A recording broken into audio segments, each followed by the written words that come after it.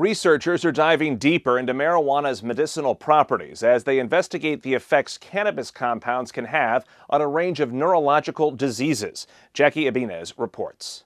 Cannabinoids, compounds found in cannabis plants, could lead to medical advances for some of the most damaging neurodegenerative diseases, including Alzheimer's, Parkinson's, multiple sclerosis, and even HIV, which can also cause nerve complications. According to researchers at Michigan State University, the key lies in the anti-inflammatory properties of some cannabinoids. Cannabinoids are not a cure for these neurodegenerative diseases, but they can slow the progression because inflammation is a very large part of that condition. But unlocking these benefits won't necessarily come from getting people high. Cannabinoids work through two different types of receptors, CB1, which is highly expressed in the brain, and CB2, which is primarily expressed in peripheral tissues and very highly expressed in the immune system. That's because the CB2 receptors trigger the anti-inflammatory responses, not the euphoric effects associated with CB1.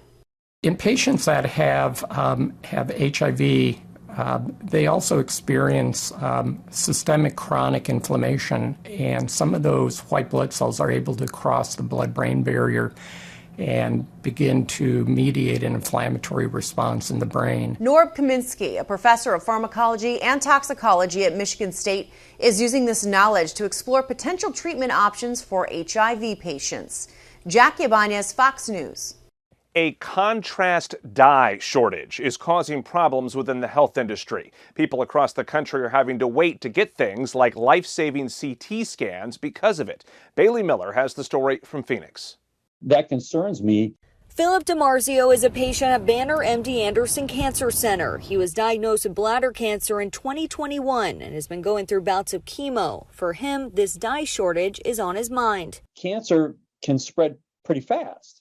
And so if you have to wait on treatment, it's not like a sprained ankle and, hey, we can't do your x-ray because of whatever. It's a little more important. The contrast dye can be life-saving in many ways. It allows oncologists to use it to track cancerous tumors or conduct CT scans.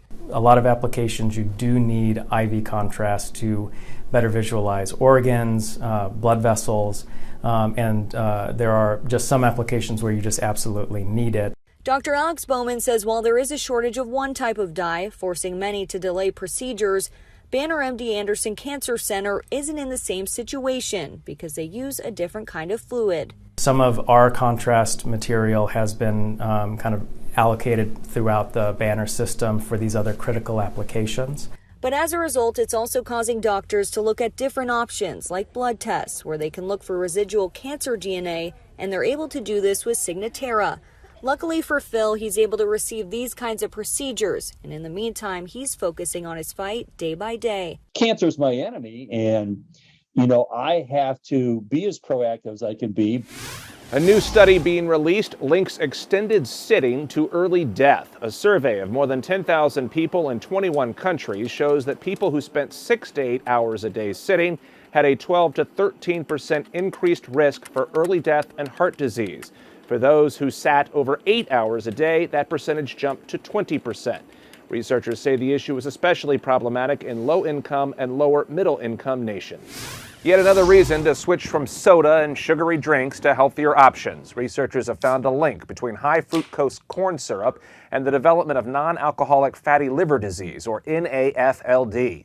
Foods and drinks high in fructose have been linked to obesity and diabetes, two main causes of NAFLD. Estimates show that nearly 1 in 4 American adults have a chronic buildup of fat in the liver, which can cause damage and could become deadly.